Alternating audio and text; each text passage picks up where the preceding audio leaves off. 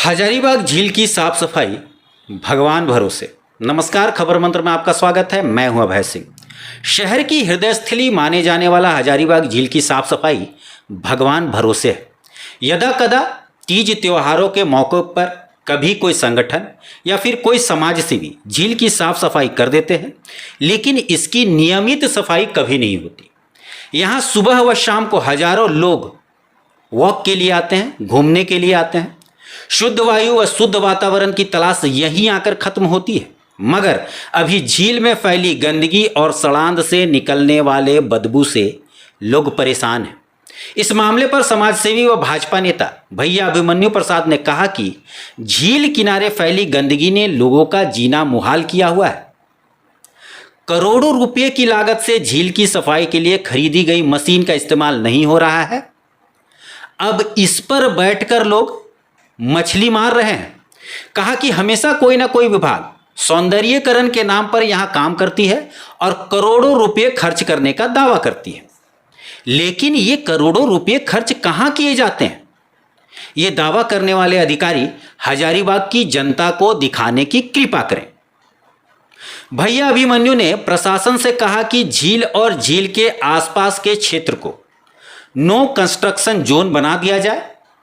इससे बहुत बड़ी समस्या का हल हो जाएगा और साथ ही यथाशीघ्र इस झील की सफाई करवाई जाए ताकि इस झील की नैसर्गिक खूबसूरती बहाल हो सके और लोगों को गंदगी से निजात मिल सके। उद्देश्य बहुत साफ है और झील के साफ सफाई का जो मामला है वो आप सबके सामने आज उजागर करना है। आप देख सकते हैं झील को साफ करने के लिए करोड़ों का जो मशीन है, लोग उसमें बैठ के मछली मार रहे हैं। ये बहुत दुर्भाग्य है हमारे इस हजारीबाग का हृदय स्थली कहे जाने वाले झील के लिए। और ये झील का जो स्थिति ये है कि आज इसका पानी महक रहा है। हजारों की संख्या में लोग यहाँ सुबह सैर सपाटा के लिए आते हैं, पर्यटक आते हैं घूमने के लिए, लेकिन झील का आज वास्तविक स्थिति आज हम यहाँ के पत्रकारों को दिखाने के लिए आप सबको बुलाए हैं कि काफ़ी दयनीय स्थिति है। झील में लोग जो है वो गंदगी का अंबार है। लोग दारू पी करके यहाँ पे बोतल को फेंक रहे हैं, कूड़ा कचरा झील में डाल रहे हैं। झील एक शहर का सबसे बड़ा डस्टबिन बन गया है आज के तारीख में, और इतना इसमें कॉमर्शियल एक्टिविटी चल रहा है जिसके कारण से पूरा झील को जो है वो बचाना काफ़ी मुश्किल हो गया है।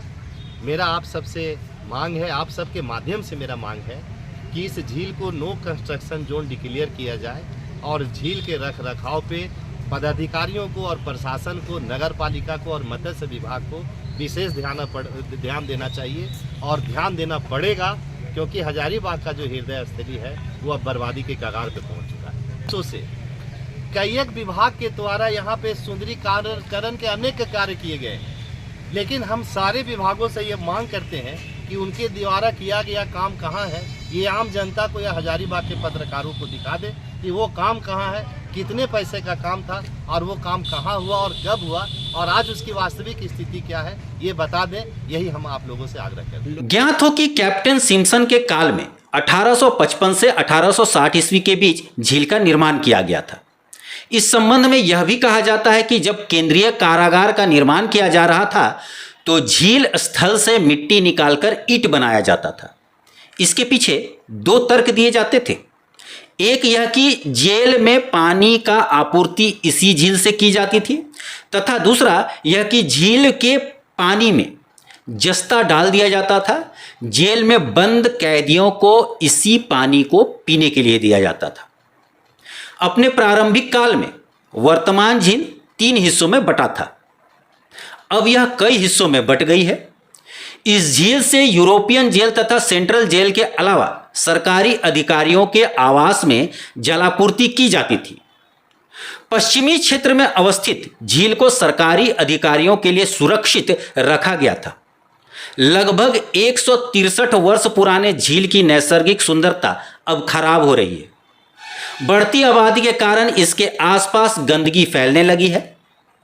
एक समय ऐसा था कि पूरी झील ही लुप्त प्राय होने के कगार पर पहुंच गई थी, लेकिन तत्कालीन उपायुक्त दीपक कुमार, शैलेश कुमार सिंह, विनय चौबे, कमांडेंट मुन्ना सिंह, इन लोगों ने और कई अधिकारियों ने इसकी साफ सफाई के लिए काम किया, जिससे इसकी स्थिति सुधरी। लेकिन अब फिर से झील की साफ सफाई के लिए भागीरथी प्रयास करने होंगे। आज के लिए इतना ही। धन्यवाद।